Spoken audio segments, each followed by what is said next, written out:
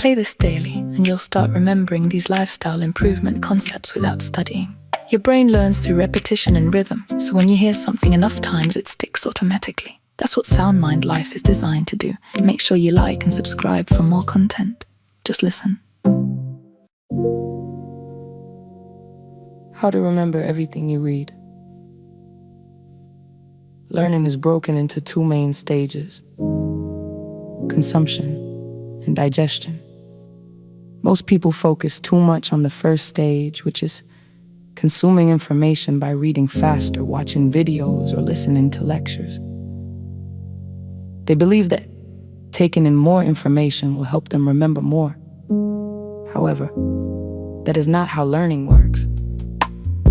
What really matters is not how much information enters your brain, but how much actually stays there. That is where the second stage, digestion, becomes important. Digestion is the process of understanding, practicing, and organizing what you learn so it sticks in your memory and can be used later. It is also important to understand that trying to remember everything you read should not be your goal.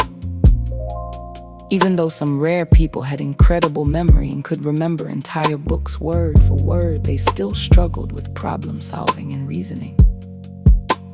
This shows that learning is not just about memorizing facts. It is about understanding and being able to use information. The real goal is to remember what you need and be able to apply it when it matters. To make learning easier, information can be divided into 5 types using the acronym PACER. Each type of information should be handled in a different way. The first type is procedural information, which teaches you how to do something, like solving a math problem or performing a task. The best way to learn this type is by practicing it as soon as possible. Reading about it is not enough. If you wait too long to practice, you will forget most of it.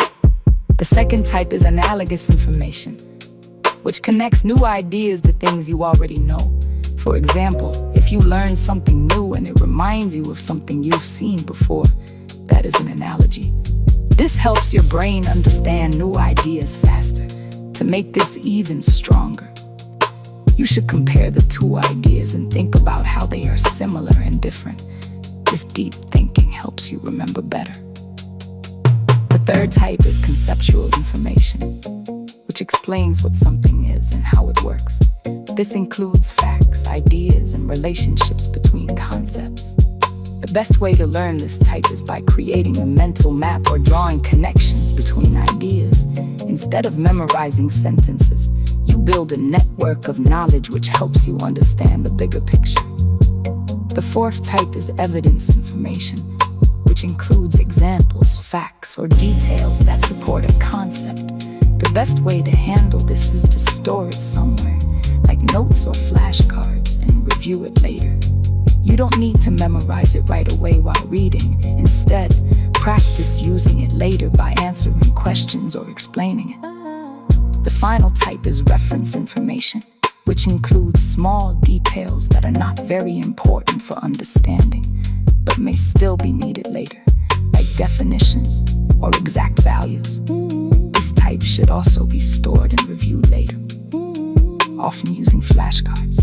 Trying to memorize this while reading wastes time and makes learning less effective. The most important rule in the system is to balance consumption and digestion. Every time you learn something new, you must take time to process it. If you only keep consuming information without digesting it, your brain becomes overloaded and you will forget most of what you learned. This is similar to eating too much food without giving your body time to digest it. In learning, this leads to forgetting instead of remembering. In the end, effective learning is not about doing more. It is about doing it the right way. By slowing down, focusing on understanding, and using the right method for each type of information, you can remember more, understand better, and actually use what you learn in real life.